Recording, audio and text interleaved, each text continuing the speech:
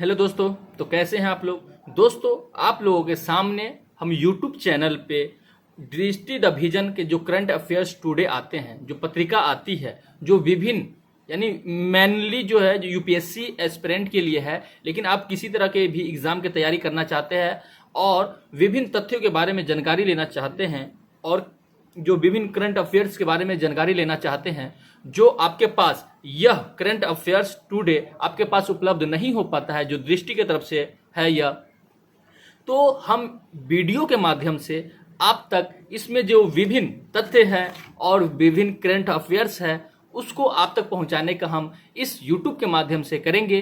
तो दोस्तों, आप जरूर इस यूट्यूब चैनल पे नए हैं तो चैनल को जरूर सब्सक्राइब करें, जिससे हम इस जो करंट अफेयर्स है इसको एपिसोड मतलब जो एक टॉपिक रहेगा उसको एपिसोड वाइज हम क्या करेंगे, वीडियो बनाकर आपको यूट्यूब पे डालते रहेंगे, जिसके जो इस पत्रिका में विभिन्न तथ्य हैं और विभिन्न करंट अफेयर्स हैं और कई सारे इसमें क्या है, जैसे टॉपर से बातचीत के है जो एक महीना में मिलता है, यह मैगजीन है ना।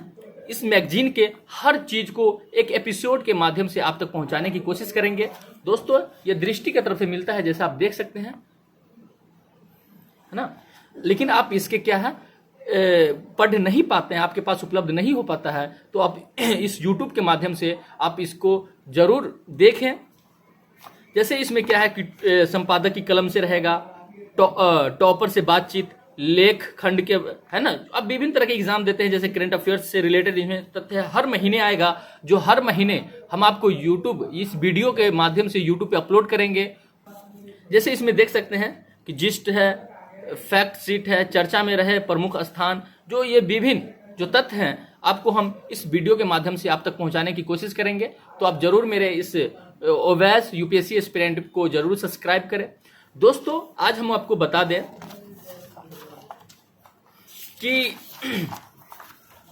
इस वीडियो के माध्यम से सबसे पहले हमें पहला एपिसोड जो आज का एपिसोड है उसमें हम सबसे पहले यह जानेंगे कि संपादक की कलम से, यानी यह हर मैगजीन में, यानी जो पत्रिका है, हर पत्रिका में एक क्या होती है मतलब लेख करके आता है, जो इनके द्वारा आता है।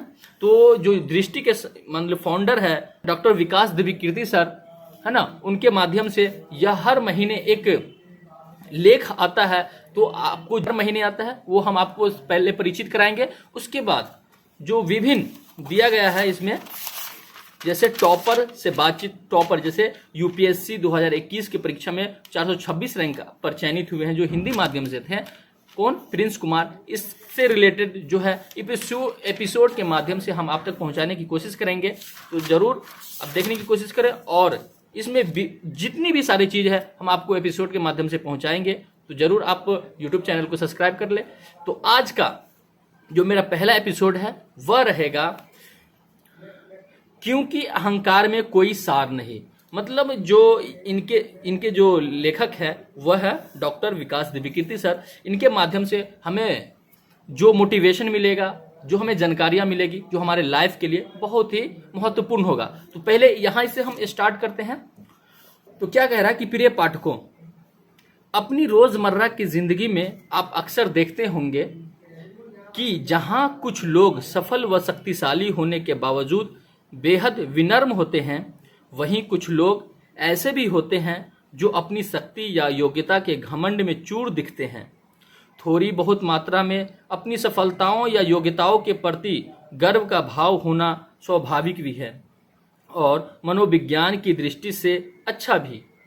पर यही गर्व जब अनियंत्रित और अविवेकी होने लगता है तो घमंड या अहंकार की शक्ल अख्तियार कर लेता है और व्यक्तित्व पर एक धब्बे की तरह छा जाता है। ऐसे व्यक्ति को यह समझना बहुत जरूरी होता है कि अहंकार या घमंड करना बुनियादी तौर पर एक किस्म की मूर्खता है, जिससे बचना ही बेहतर है। अहंकारी व्यक्ति का मनोविज्ञान आत्मकेंद्रित, ईगोसेंट्रिक, जिसे इंग्लिश में क्या कहता है, आत्मकेंद्रित को ईगोसेंट्रिक होता है। वह स्वयं को ब्रह्मांड के केंद्र में रखता है और अपने नजरिए से बाकी हर चीज की व्याख्या करता है। मैं का भाव उसकी अस्थाई भाव बन जाता है। अपनी छोटी मोटी सफलताओं से उत्साहित होकर वह मान बैठता है कि यह दुनिया उसी की बदौलत चल रही है। हमारे भीतर थोड़ा बहुत गर्व का भाव बने रहना जरूरी है, किंतु उतना ही जरूरी यह भी है कि हम अपनी लघुता से परिचित रहें। ऐसी इच्छाएं या सपने न पाल लें जिनका पूरा होना असंभव है। अपनी लघुता को समझते ही व्यक्ति विनम्र होने लगता है और यही विनम्रता उसकी शक्ति बनती है।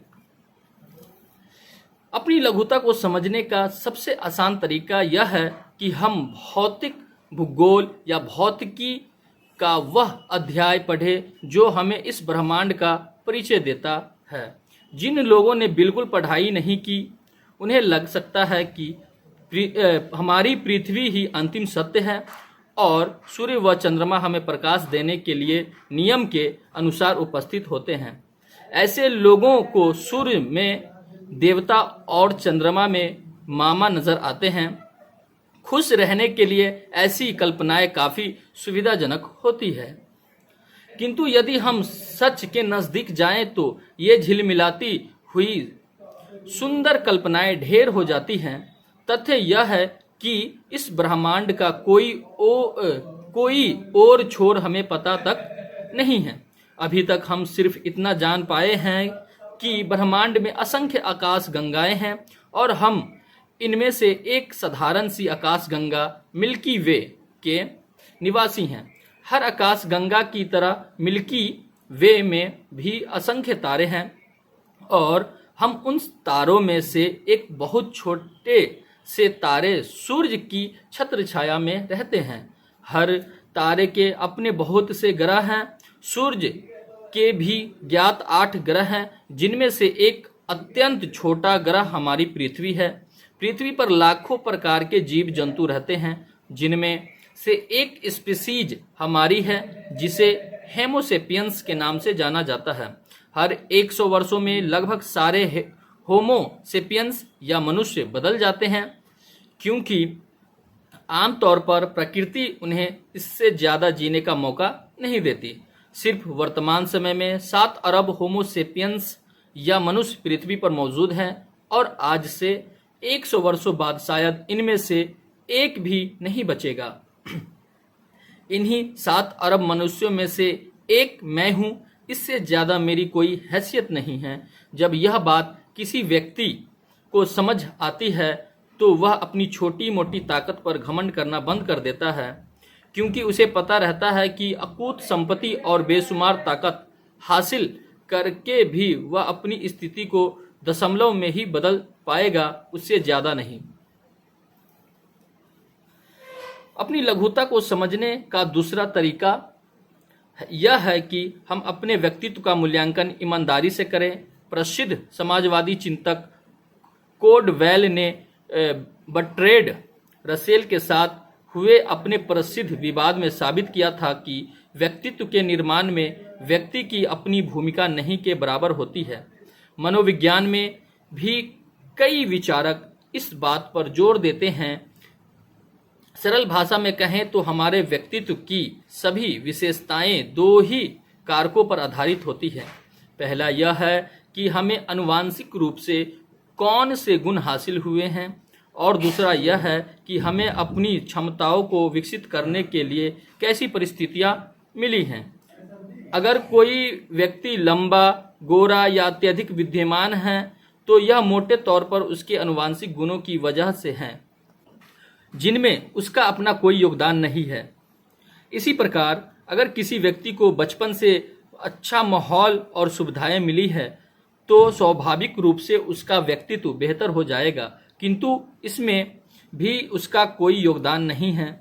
जो व्यक्ति अध्यात्म की दुनिया में रमते हैं उनके पास अपनी लघुता को समझने का एक वैकल्पिक रास्ता होता है।